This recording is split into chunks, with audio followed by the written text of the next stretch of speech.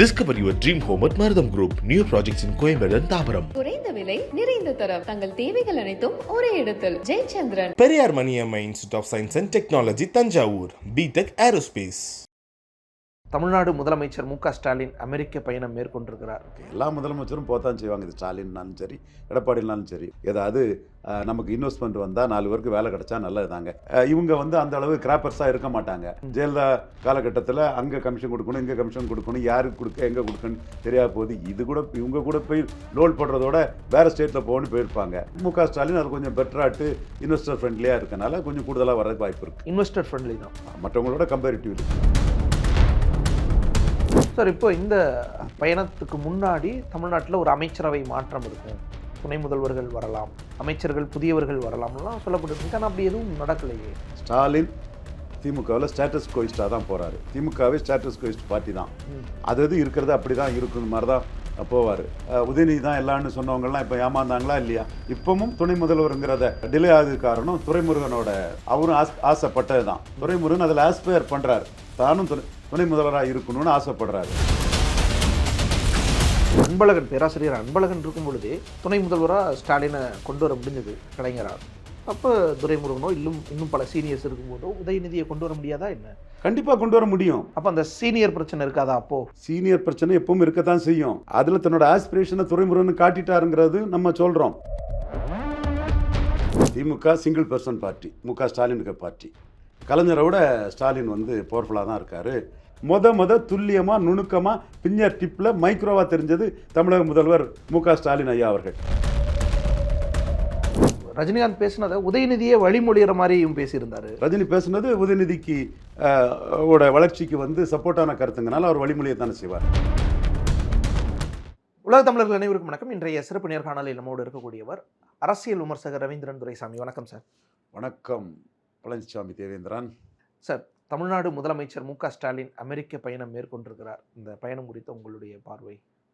எந்த முதலமைச்சர் போனாலும் ஒரு ஃபாரின் ட்ரிப் இருக்கும். அதில் எல்லாரும் ஒரு இன்வெஸ்ட்மெண்ட் கொண்டு வர முயற்சி பண்ணுவாங்க. அது அண்ணாமலை கூட அந்த பகுதியில் போங்க, டெக்ஸாஸாக ஏதோ ஒரு பகுதியில் போங்க, தமிழர்கள் நிறைய இருக்காங்க, இன்வெஸ்ட்மெண்ட்லாம் வரும்னு சொல்லியிருக்காரு.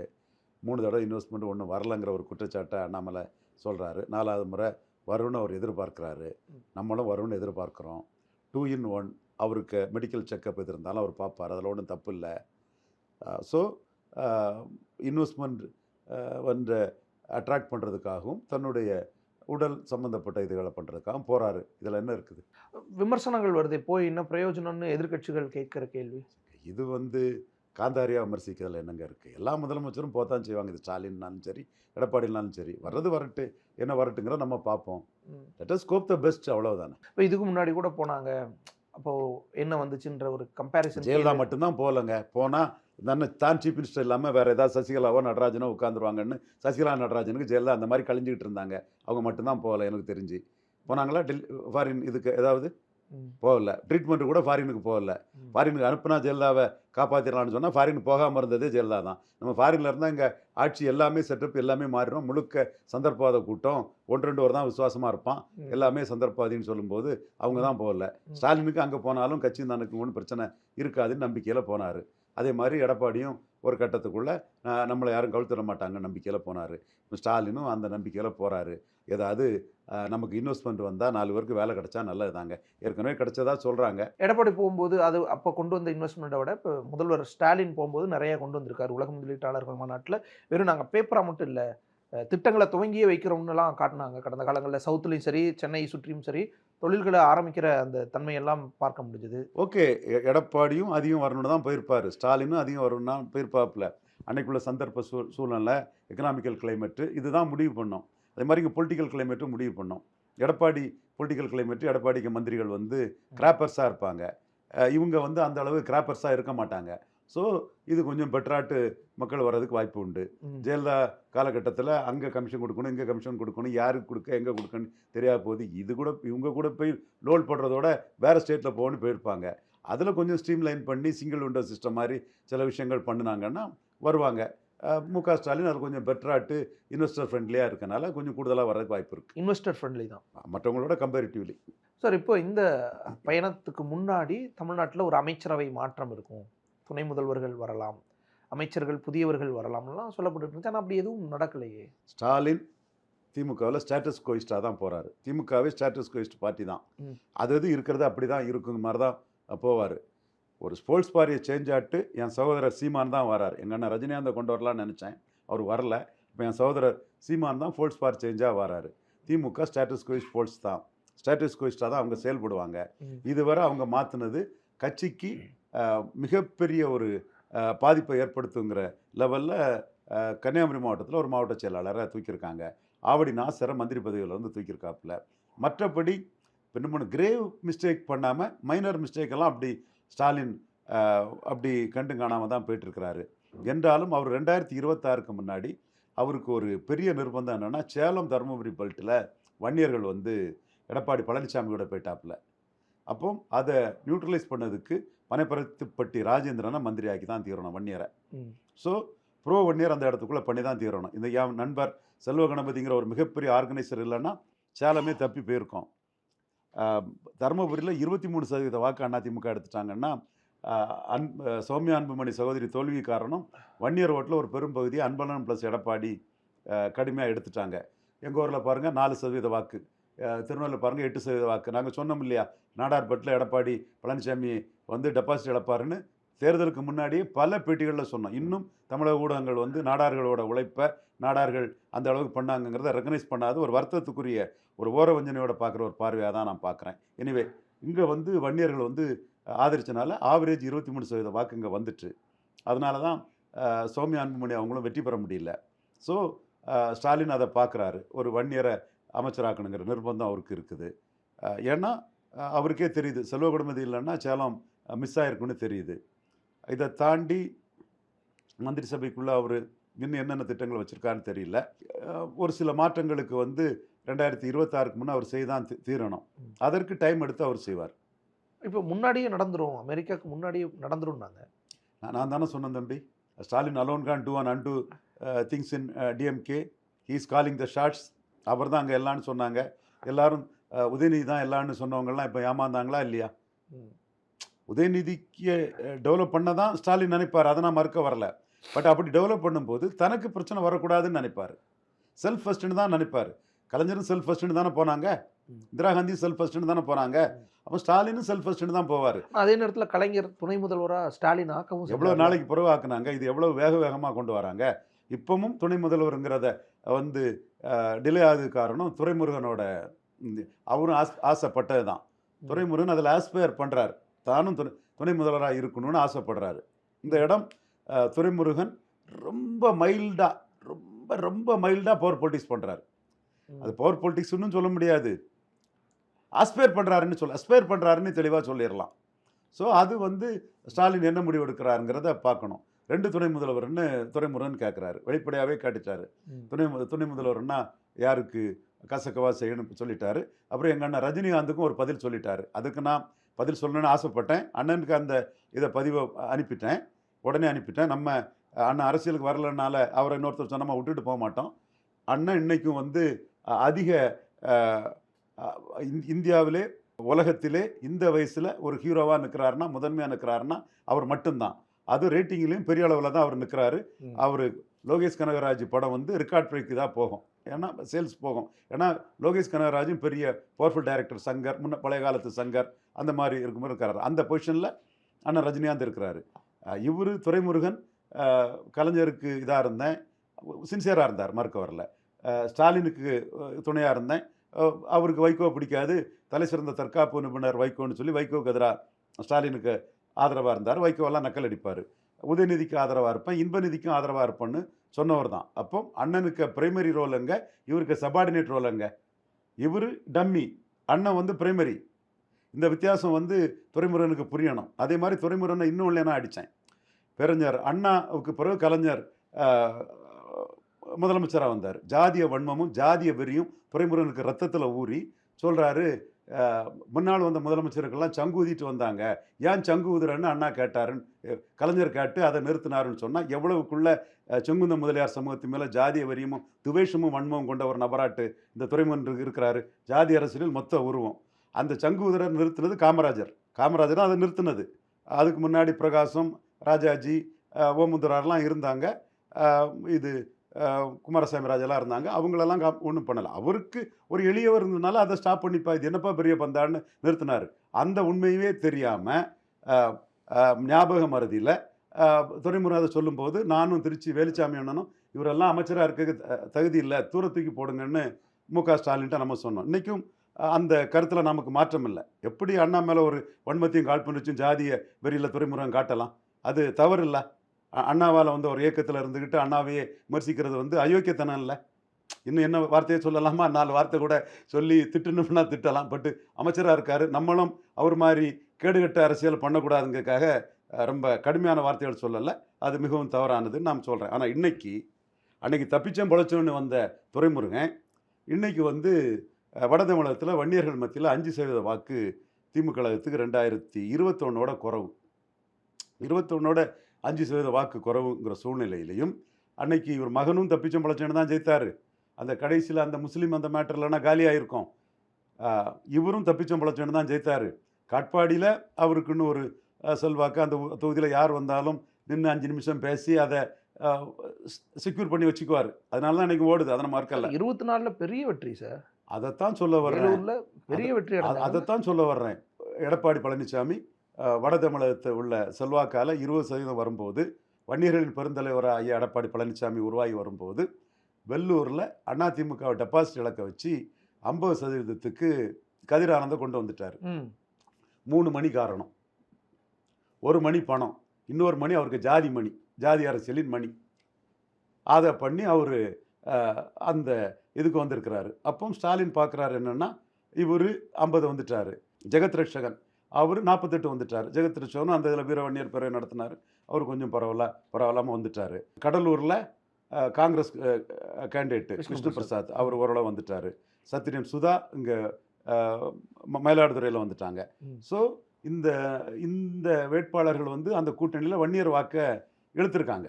வன்னியர் வாக்கு எடப்பாடிக்கு போன சூழ்நிலையில் இவங்களும் வன்னியர் வாக்கு இழுத்துட்டாங்கன்னு சொல்லும்போது, எனிவே என்ன வாக்கு அந்த வாக்கு இந்த வாக்குன்னு இல்லை, 50% அன்னைக்கு வெள்ளூரில் துரைமுருகன் எடுத்துட்டாருன்னா சாதனை தான். நான் அந்த சட்டசபை பேச்சுக்கு இன்னும் என்னென்னலாம் மோசமான கடுமையான வார்த்தையை கொண்டு அவர் அடின்னு அடிக்கணும்னு நினைக்கிறேன். நாகரிகங்கிறது வார்த்தைகளை குறைச்சிக்கிட்டேன். அவரோட சூப்பர் ஸ்டார் ரஜினிகாந்த் சொல்லிட்டாருங்கிறதுனால ஏன் இவ்வளோ கோவப்படணும்? ரஜினிகாந்த் தானே ஆரம்பிச்சு வச்சார். அவர் ஒரு மேடையில் அவர் அமைதியாகவே போயிருந்துருக்கலாமே.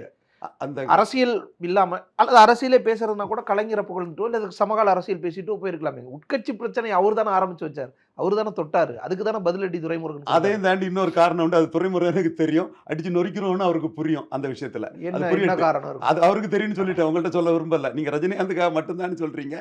அதையும் தாண்டி ஒரு காரணம் உண்டுன்னு தெரியும். அது துரைமுருகனுக்கு புரியும், அடிச்சு நொறுக்குங்கிறதும் தெரியும். விடுங்க, அவருக்கு புரியும். அது இல்ல சார், சூப்பர் ஸ்டார் ரஜினிகாந்த் தானே ஆரம்பிச்சு வச்சார். துரைமுருகன் பதில் தானே சொன்னார். பதில் சொன்னாரு. அதுக்கப்புறம் தான் அவரு பகைச்சுவா எடுக்காண்டா நகைச்சுவா எடுத்துருங்க. சூப்பர் ஸ்டாரே என் நண்பர், அவர் என்ன சொன்னாரு நம்மள விட்டுருவோம். பகைச்சுவா எடுக்காண்டா நகைச்சுவா எடுத்துக்கணும் அவரே சொல்லிட்டாரு. அவரு வைரமுத்து வந்து பஞ்சாயத்து பண்ணிட்டாரு. நம்ம ஏன் நம்ம திரும்பி ஊதி பெருசாக்குவோம்? அதோட சரி, அவங்க 2 பேருக்கும் வேண்டியவங்க, திராவிட ஏத்துக்க வேண்டியவர், அண்ணன் ரஜினிகாந்துக்கு ரொம்ப நெருக்கமானவர். அதை கிளறாண்டா பெருசுப்படுத்தாண்டாங்கிறத சொல்லிட்டாரு. ரஜினிகாந்த் ஏன் அப்ப அப்படி பேசினாரு சார்? அதுவும் துரைமுருகனையே குறிப்பிட்டு. ரஜினிகாந்துக்கு துரைமுருகன்ட்ட என்ன இருக்கு? அதான் ஏன் இப்படி பேசினார்? ரஜினிகாந்துக்கு துரைமுருகன்ட்ட என்ன இருக்கு? சட்டசபை பேச்சுக்கு நம்ம அடிக்கிறோம். அது என்ன மாதிரி வேணாலும் சொல்லுங்க, அடிக்கிறோம், நெத்தி அடியாக கொடுக்குறோம். அது கொடுப்போம், அது நம்ம கொடுப்போன்னு அவருக்கு தெரியும். தப்பவும் முடியாது. அவர்கிட்ட நியாயம் இல்லை, அவர்கிட்ட துவேஷமும் வன்மமும் காழ்ப்புணர்ச்சியும் இருக்குது. அதை நெத்தி அடியாக அடிப்போம், அடிக்க தான் செய்வோம். ரஜினிக்கு துரைமுருகன் மேலே என்ன இருக்குது? ஒன்றும் கிடையாது. அப்புறம் ஏன் பேசினார்? சும்மா ஜெனரலாக ஜாலியாக ஜோவியலாக பேசினார், அவ்வளோதான். சீனியர்ஸ் ரொம்ப அவங்க தான் முதல்வருக்கு பிரச்சனையாக இருக்காங்க, வழிவிட மாட்டாங்கன்னெல்லாம் சொல்கிறது. அப்போது அது என்னோட கருத்து என்னென்னா, ஒரு இயக்கத்தில் சீனியர் ப்ளஸ்ன்னா ப்ளஸ் தான். துரைமுருகன் ப்ளஸ் ஆகிட்டார். நான் எவ்வளோக்குள்ளே துரைமுருகன் அடிக்கிறேன். அந்த புதிய தலைமையில் தான் சொன்னேன், அடிப்பேன், நொறுக்குவேன். அவருக்கு உணர்வாக நம்ம நெத்தி அடியாக நெத்தி பொட்டல் அடிப்பேன். அதிலெல்லாம் தயங்க மாட்டோம். ஆனால் அவர் 50% எடுத்துட்டாருன்னு சொல்லும்போது நம்ம அதை எப்படி இது பண்ண முடியும்? அடிப்பேன்னு சொல்லலாம். துரைமுருகனுக்கு புரியும், அது போதும். எனக்கு எங்களுக்கெல்லாம் புரிய வேணாம், வேண்டாம், அவருக்கு புரிஞ்சா போதும் அது. ஸோ அப்போ திமுகக்குள்ள ஒரு கழகத்தை பிறப்பிச்சிருக்காருன்னு அதிமுகலேருந்து ஒரு விஷயம் வருதே. ரஜினிகாந்த் திமுகவுக்குள்ள ஒரு பத்த வச்சிட்டாரு, ஒரு கழகத்தை பிறப்பிச்சிருக்காரு, இது எங்கெங்கேயோ போகும். திமுக சிங்கிள் பர்சன் பார்ட்டி, ஸ்டாலினுக்கு பார்ட்டி. கலைஞரை விட ஸ்டாலின் வந்து பவர்ஃபுல்லாக தான் இருக்கார். கலைஞர்கிட்ட பவர் பொலிட்டிக்ஸ் பண்ணுறதுக்கு யாரும் இல்லை. ஆஸ்பயர் பண்ணுவாங்க. இப்போ கனிமொழிக்கு ஆஸ்பிரேஷன் இருக்குது. பாராளுமன்ற அந்த லீடருங்கிறத கனிமொழி கொடுத்துட்டாரு. ஸோ ஹிட்டிட்டு துரைமுருகனுக்கு ஒரு ஆஸ்பிரேஷன் இருக்குது. பேராசிரியர் அன்பழகன் நம்பர் 2ஆக இருந்தார். மு.க. ஸ்டாலின் டெப்டி சீஃப் மினிஸ்டராக இருந்தார். அந்த இடத்துல தானும் டெப்டி சீஃப் மினிஸ்டராக இருக்கணும், நம்பர் 2ஆக இருக்கணும்னு துரைமுருகன் ஆஸ்பயர் பண்ணுறாரு. அந்த ஆஸ்பயரை அவர் காட்டுறாரு. எனக்கும் துரைமுருகனுக்குள்ள அந்த விரோதங்கள் நாம் அதில் விடமாட்டோம் நொறுக்குவோங்கிறதெல்லாம் வேறு விஷயம். உங்கள் உணர்வு எங்களுக்கு தெரியும், அதை எப்படி அடித்து தகர்க்கிறதுன்னு எங்களுக்கும் புரியுங்கிறதுல நாம் சொல்கிறோம். அவருடைய மிகப்பெரிய ஆயிரக்கணக்கான கோடீஸ்வரர் ஒரு கட்சியில் 2வது இடத்துல இருக்கார், பொதுச்செயலாளர் இருக்கார். ஏன்னா நியாயம் எங்கிட்ட இருக்குது, துவேஷமும் வன்மம் அவர்கிட்ட இருக்குன்னு எங்களுக்கு தெரியும். அந்த துவேஷத்தையும் வன்மத்தையும் தான் நாங்கள் அடித்து நொறுக்கிறோம். பட் அவருக்கு மெரிட்டை நாங்கள் வந்து குறைச்சி மதிப்பிட தயாரில்லை. அது வந்து வெள்ளூரில் 50% வாக்கு எடுத்துட்டாருன்னா அதுக்குள்ளே நாம் குறைச்சி மதிப்பிடலை. ஸோ அவர் வந்து இந்த சூழ்நிலையில் அவருக்குள்ள அந்த ஸ்டாண்டிங், மற்ற கட்சி தலைவர்கிட்ட கான்டாக்ட், இதை வச்சு அவர் ஸ்டாலின்கிட்ட ஆஸ்பிரேஷன் சொல்கிறார். ரஜினிகாந்த் பேசினதை உதயநிதியே வழிமொழிகிற மாதிரியும் பேசியிருந்தார். ரஜினி பேசுனது உதயநிதிக்கு வளர்ச்சிக்கு வந்து சப்போர்ட்டான கருத்துங்கனால அவர் வழிமொழியை தானே செய்வார். அதில் என்ன இருக்குது? ஸோ அது என்ன சிக்னலை கொடுக்குதுன்னு பார்க்கலாம். அவர் தான் வந்து கம்ஃபர்டபுளாக வரணும், மேலும் உயரணும்னு உதயநிதி நினைக்கிறாரு. ரஜினிக்கு பேச்சு அவருக்கு அது பாசிட்டிவாக இருக்கும்போது அதை பேசத்தானே செய்வார். நான் மீண்டும் சொல்கிறேன், யங்ஸ்டர் வயதானவர்கள் இல்லை, கட்சிக்கு லாபம் நஷ்டம் தான் கணக்கு. அங்கே கெயின் லாஸ் தான் அங்கே தேரி. துரைமுருகன் பார்லிமெண்ட்டில் கெயின் பண்ணி கொடுத்துட்டாரு. அப்போ அந்த கெயின் பண்ணவர் வந்து அரசியல் களத்துக்குள்ளே வந்து தங்களுக்குள்ள கிளைமை வைக்கத்தானே செய்வாங்க. அவர் அரசியல் இயக்கத்துக்குள்ளே இட்ஸ் எ டீம், காமனாக எல்லாரும் பண்ணுறவர். அப்போ 39 ஜெயித்துட்டாங்க. அப்போ சீனியர்ஸ் வந்து எல்லாரும் ப்ளஸ்ஸாக தானே இருக்கிறாங்க. இப்போ நீங்கள் இன்னொன்று யார்ஸ்டிக்ஸ் வச்சு பார்த்துட்டிங்கன்னா நீங்கள் முன்ன விட எங்கேயாவது சீனியர் வாக்கு குறைஞ்சிருந்தேன்னா அவங்க ப்ளஸ் ஆகலை, மைனஸ் ஆகிருக்காங்கன்னு பார்க்கலாம். நான் அது நுணுக்கமாக போய் பார்க்கல. ஜென்ரலாக எல்லாரும் ஜெயித்துட்டாங்கன்னா நெகர் ப்ளஸ் தான். 50% வாக்கு வந்துட்டிங்கன்னா அங்கே ஒட்டுமொத்தமாக வாக்கு சதவீதமும் குறைஞ்சிருக்குல்ல, அதுவும் பார்க்கணும்ல. வாக்கு சதவீதம் குறைஞ்சதுனாலும் இது டீமாக நிற்கிறாங்க. 47% வாக்கு எடுத்திருக்கிறாங்க. இந்த வாக்கு சதவீதம் ஸ்டாலினை முன்னிறுத்தி எடுத்த வாக்கு தான். வாக்கு சதவீதம் குறைஞ்சதில் இது ஜோதிமணி வந்து 15% குறைஞ்சிருக்காங்க. கார்த்திக் சிதம்பரம் 10% குறைஞ்சிருக்கிறாரு. அவர் திமுக எதிர்த்து பேசுவார். அவருக்கு திமுகாரம் ஒழுங்காக கோஆப்ரேட் பண்ணுவானா? அப்போ அவரை கோஆப்ரேட் பண்ண வைக்கிறதுக்கே பெரிய கருப்பனுக்கு பெரிய கஷ்டமாக தான் இருந்திருக்கும். விஷ்ணு பிரசாத் அவர் 8% குறைஞ்சிருக்கிறாரு. கோபிநாத் கிருஷ்ணகிரி அவர் 15% குறைஞ்சிருக்கிறாரு. ஸோ காங்கிரஸில் கூடியிருக்காங்கன்னு சொன்னால் இது சசிகாந்த் செந்திலும் விஜயவசந்த் தான் கூடியிருக்காங்க. மற்ற 6-7 பேர் குறைஞ்சிருக்கிறாங்க. அப்படி இருக்கும்போது வாக்கு குறைஞ்சதுங்கிறது வந்து பற்பல ரீசன்ஸ் இருக்குது, பற்பல காரணங்கள் இருக்குது. அது அவங்கள மட்டுமே சொல்ல முடியாது இல்லையா? ஆனால் வாக்கு குறைஞ்சதுக்கு தான் இவர் பனைமரத்துப்பட்டி ராஜேந்திரன் அது வன்னியர் இதுக்காக சேலம் பெல்ட்டுக்குள்ளே கொடுக்கணும்னு சொல்லியிருக்கிறேன். அதே மாதிரி செந்தில் பாலாஜி கடுமையாக உழைச்சிருக்கிறாரு. உள்ளாட்சியரில் கலைஞர் மாதிரி பிரிசனராக பாஸ்டாக இல்லாமல் கொங்கு பெல்ட்டில் வளரணும், கட்சியை கொங்கு பெல்ட்டிலும் கட்சியை கொண்டு வரணும், கூட்டணி வச்சு கொங்கு பெல்ட்டை பார்த்துக்கிட்டா போதுன்னு கலைஞர் நினச்ச மாதிரி இல்லாமல் செந்தில் பாலாஜியை வச்சு உள்ளாட்சியரில் பெரிய தாக்கத்தை ஏற்படுத்தினார். அதற்கு பிறகு ஈரோடு கிழக்கில் கமலஹாசன் பிரச்சாரம், செந்தில் பாலாஜி ஆர்கனைசேஷன் எல்லாம் வச்சு அவங்க பெரிய வாக்கு சதவீதத்தை காட்டினாங்க. இன்றைக்கி வந்து அது வந்து 5% கொங்கு பெல்ட்டுக்குள்ளே அவங்களுக்கு ஏறி போயிருக்குது. அதே இது வன்னியர் பெல்ட்டுக்குள்ளே 5% குறைஞ்சி போயிருக்குது. ஸோ வன்னியர் பெல்ட்டில் 5% குறைஞ்சி போனதுக்கு காரணம் 10.5 நமக்கு கொடுத்தாங்கன்னு வன்னியர்கள் எடப்பாடிக்கு வாக்களிச்சுட்டாங்க. வன்னியர்களின் பெருந்தலைவராக ஐயா எடப்பாடி ஆயிட்டார். இது என்னை விட மொத துல்லியமாக நுணுக்கமாக பின்னர் டிப்பில் மைக்ரோவாக தெரிஞ்சது தமிழக முதல்வர் மு.க. ஸ்டாலின் ஐயா அவர்கள். ஸோ அந்த இடத்துக்குள்ளே தான் துரைமுருகன் 50 எடுத்தது அவருக்கு மெரிட்டாக இருக்குது. நான் பொய்யா எனக்கு துரைமுருகனுக்கும் எனக்கும் உள்ள அந்த ஜாதிய வன்மை விரோதத்தில் அவர் அடிக்கிறதுக்கு திருப்பி அடிப்பேன்னு சொல்லி அடிச்சுட்டு இருக்கலாம். அது பொய்யா போயிடும். அவர் 50% எடுத்திருக்காரு, இந்த உண்மையை மறைச்சிட்டு பேசணும்னா அது பொய்யா போயிடும். அன்பழகன், பேராசிரியர் அன்பழகன் இருக்கும் பொழுதே துணை முதல்வராக ஸ்டாலினை கொண்டு வர முடிஞ்சது கலைஞரால். அப்போ துரைமுருகனோ இன்னும் பல சீனியர்ஸ் இருக்கும்போதோ உதயநிதியை கொண்டு வர முடியாதா என்ன? கண்டிப்பாக கொண்டு வர முடியும். Stalin alone can do and undo things in DMK. அது எப்போ கொண்டு வர்றது, எப்படி கொண்டு வர்றதுங்கிறது ஸ்டாலின் முடிவு பண்ணுவாருங்கிற கருத்தை நான் சொன்னேன். அது இன்னைக்கு கரெக்டாக போயிட்டு இருக்குது. ஸோ இப்போ அது கரெக்டாக தான் போயிட்டுருக்கு. ஸ்டாலின் கொண்டு வரும்போது தனக்கோ கட்சிக்கோ நஷ்டம் இருக்கக்கூடாது, தன் இமேஜுக்கு நஷ்டம் இருக்கக்கூடாது. ஸ்டாலினுக்கு செயல்பட முடியல. அதனால தான் உதயநிதி அப்ப கொண்டு அந்த வந்துட்டாருன்னா senior- ஸ்டாலினுக்கு இமேஜுக்கு நஷ்டம். அதை விரும்ப மாட்டாரு. அப்ப அந்த சீனியர் பிரச்சனை இருக்காதா அப்போ? சீனியர் பிரச்சனை எப்பவும் இருக்கத்தான் செய்யும். ம். அதுல தன்னோட ஆஸ்பிரேஷனை துரைமுருகன் காட்டிட்டாருங்கிறது நம்ம சொல்றோம். அதுல ஸ்டாலின் தான் அதுல முடிவு எடுக்கணும்னு நான் வர்றேன். ம். எனக்கு இதுல விம்ஸ் அண்ட் ஃபேன்சிஸ் ஒன்றும் கிடையாது. ஓகே. துரைமுருகன் சொல்லுவாரு 69 வந்து பெரியார் வந்து கங்கை கொண்டான் கடாரம் வென்றான் ன்னு, சொல்லுவாங்களே. நான் ஒரு கேண்டிடேட்டை போட்டிருக்கேன், ஒரு டேஷை போட்டிருக்காங்க, என்ன செய்ய போறாங்கன்னு கேளுங்கன்னு கேட்டா அன்னைக்கு வந்து கலைஞர் மெட்டீரியல் பொலிட்டிக்ஸில் தன் லாபத்துக்கு இந்திரா காந்தியும் கிரியை ஆதரிச்சாரு. அதுக்கு துரைமுருகன் வந்து முட்டாள்தனமா அது தொழிற்சங்க தலைவரை ஆதரிச்சாருன்னு சப்பக்கட்டு கட்டி பேசிட்டு இருப்பாரு. அது ஒரு சப்பக்கட்டியா? நீங்க அன்னைக்கு பார்ப்பன அடிமையா இருந்தீங்கன்னு நான் ஆணித்தரமா சொல்லுவேன். அப்ப அந்த சப்பக்கட்டை பேசிட்டு இருக்கக்கூடிய துரைமுருகனை நம்ம விமர்சிப்போம். அது வேற விஷயம். அது நமக்கு உரிமை இருக்காது.